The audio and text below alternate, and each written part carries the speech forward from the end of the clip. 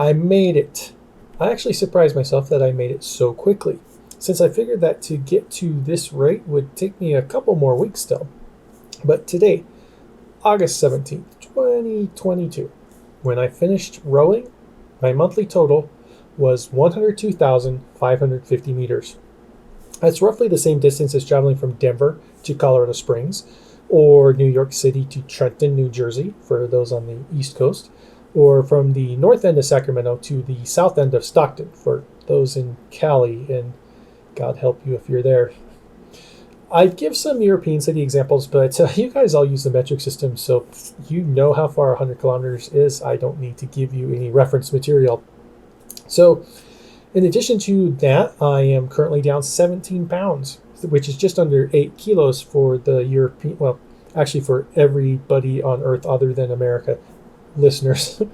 So, what's super weird about this is that as much rowing as I'm doing, I'm still not eating all that much food.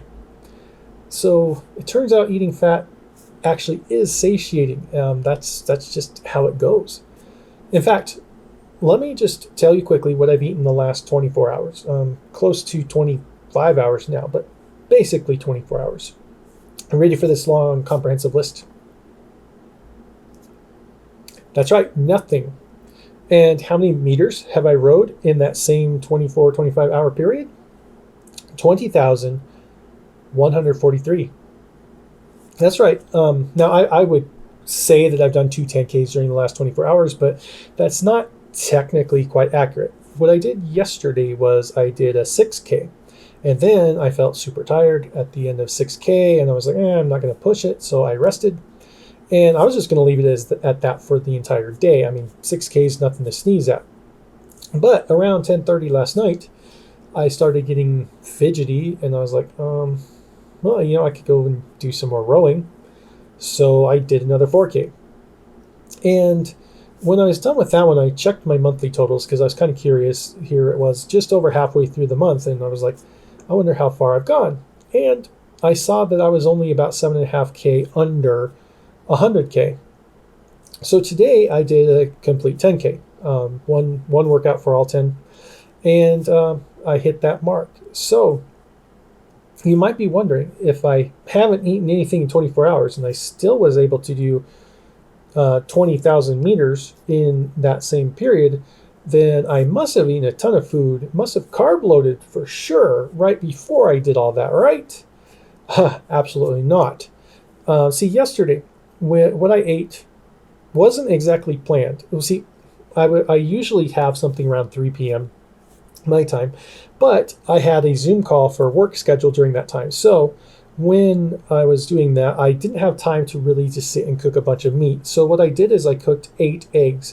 Usually I eat 4, but since I knew eggs were quick and I didn't have much time to make it while I was doing the Zoom call, so I just did 8. I doubled up on the eggs, added some butter and salt. That was it, nothing else.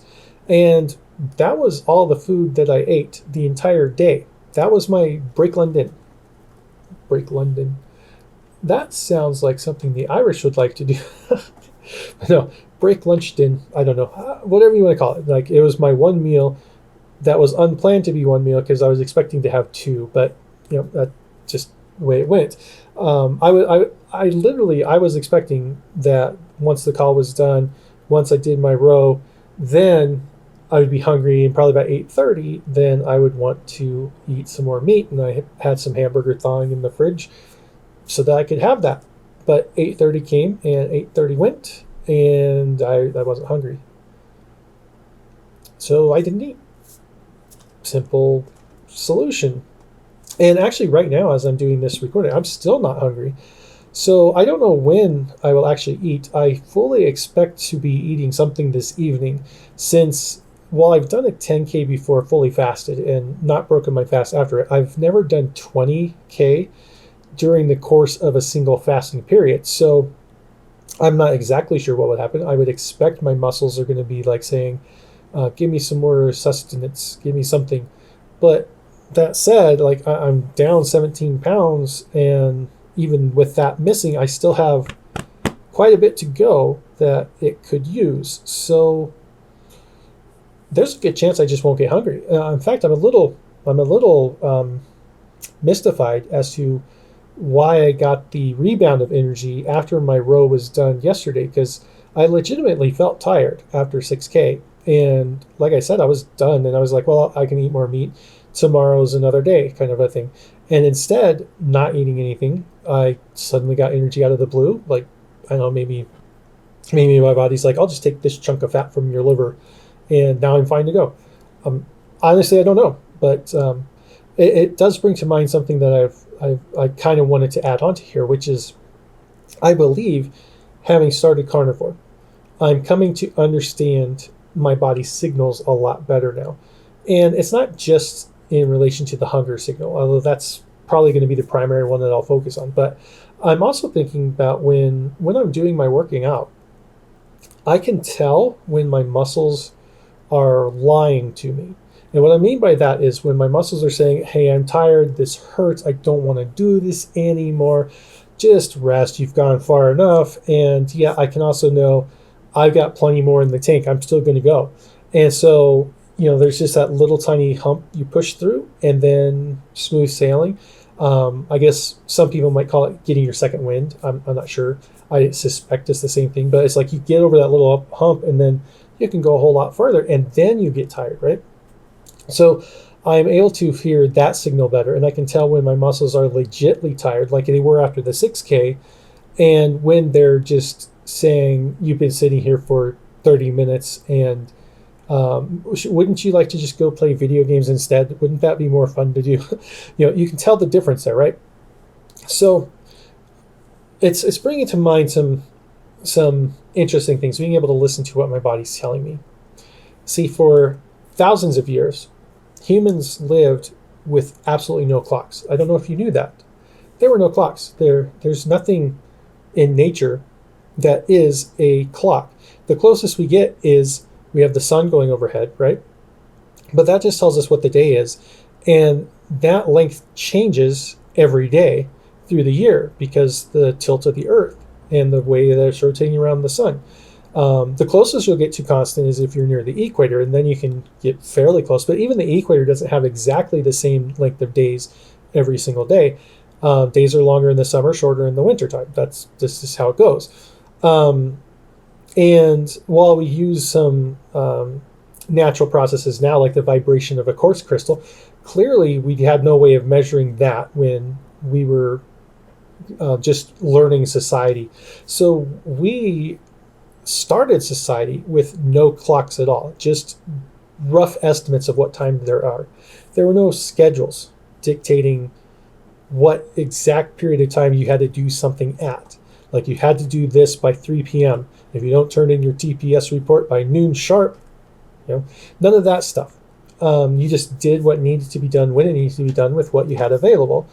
And that's also important because what you had available wasn't this processed junk, that's this food that's being churned out by corporations. The corporations in control of it who are more interested in making money than they are in whether you're healthy when you eat their product. So, what happened during civilization? What happened to us during that time? We did just fine.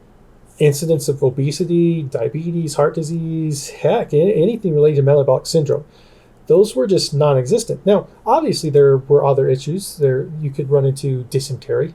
Don't die from dysentery, man. Oregon Trail or Oregon Trail fans know that one.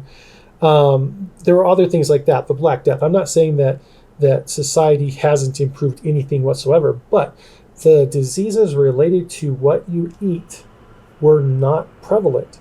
You only either starved to death because you didn't have any food at all, or you died of something not related to what your diet was, right? Then we evolved, and the world got better, and the food companies were able to hire scientists to put chemicals into their food specifically designed to make you addicted to your food so that you would buy more so that they could sell more.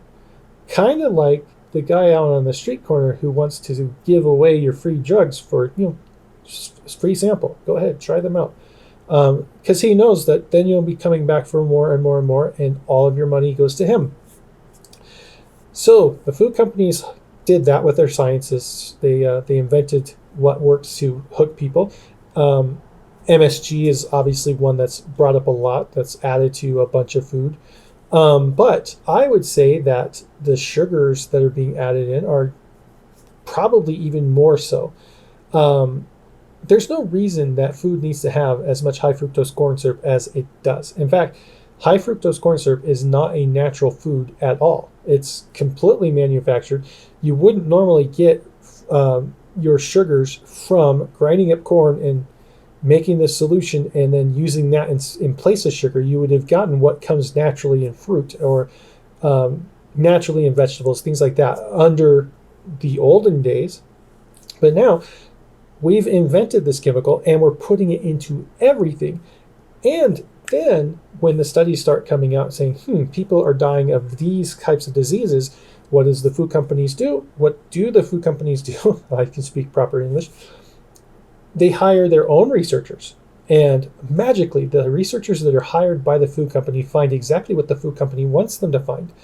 And then doctors are brought, they're wined and dined and given free food and given lectures and all this stuff and given prestige if they just say, it's not the high fructose corn syrup, it's not the carbs that we're dumping into food, it's the fat content. We need to get rid of the fat and replace it with more sugars. So you need to promote high carb, low fat. That's how you'll keep everybody healthy. Well, what happened to our health? It's not like we as a whole, in America at least, ignored what the guidelines told us to do. The stats are out there. You can see red meat consumption is going down. It's way down from what it was in 1970, whereas consumption of grain is way up. And stuff like vegetable oil is through the roof. Coincidentally, diabetes is also way up. What a shock. You eat food that causes insulin resistance, and then you die from having the inability to use your insulin. I wonder what yes, it's clearly they have no self-control and they just don't know how to stop eating. Yes, it's their fault for not working out enough. Yeah, it's not at all anything to do with all the high fructose corn syrup that we're pumping into everything, like hamburger buns. Why do we need that there? Chicken nuggets. Yeah, we'll put it in there. Everything has this chemical, but it's not the chemical. It's the people being too lazy and they're too stupid to eat the right thing. Yes, that is what it is. If you want to stay healthy, you're going to have to see what happens to your own body when you eat something. And really, just think about it this way. Hypothetically, just suppose that every single food company that is selling you products in the store exists solely to make you as sick as possible so that you need to go to big pharma for the rest of your life. Suppose that was the case. I'm not saying it is the case. I'm saying this is a hypothetical. Would you notice a difference, though, between that hypothetical and what's going on now? We have drug companies wanting to sell you everything for the rest of your life. They don't provide ways to actually get off of any of their medication. They want you stuck on it. And the food companies are giving you food that causes the disorders that the drug companies are then giving you drugs for. I don't know if the mafia could have come up with a better scenario for anything that they've ever done illegally. So again, do your own research. Eliminate whatever you can from your diet, and then learn how each food individually affects you. You might find out that one food that I'm fine eating, maybe eggs are fine for me, but maybe you can't eat eggs. I don't know. But you can tell that, and you're not going to tell that by looking at some chart with 5,000 different people being tested. That's giving you what 5,000 people's averages are. You have to know what happens to you personally when you eat food. So again, do it yourself. Eat as many foods as you can that are not processed at all. Try to get as natural as you can.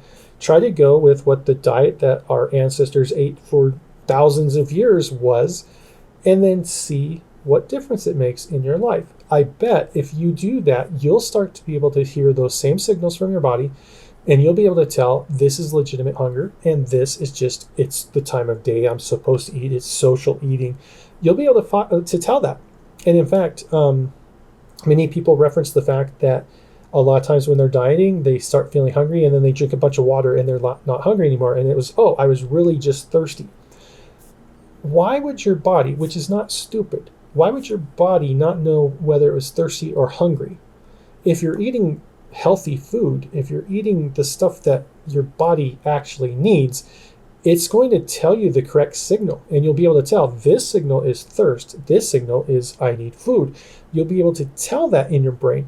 But if all the food you're eating is so corrupted with chemical nonsense, then it makes perfect sense that that signal of saying, hey, I need something, your brain doesn't even know how to interpret. What is this sensation I'm feeling? Must be food. I always grab food when I feel something like this.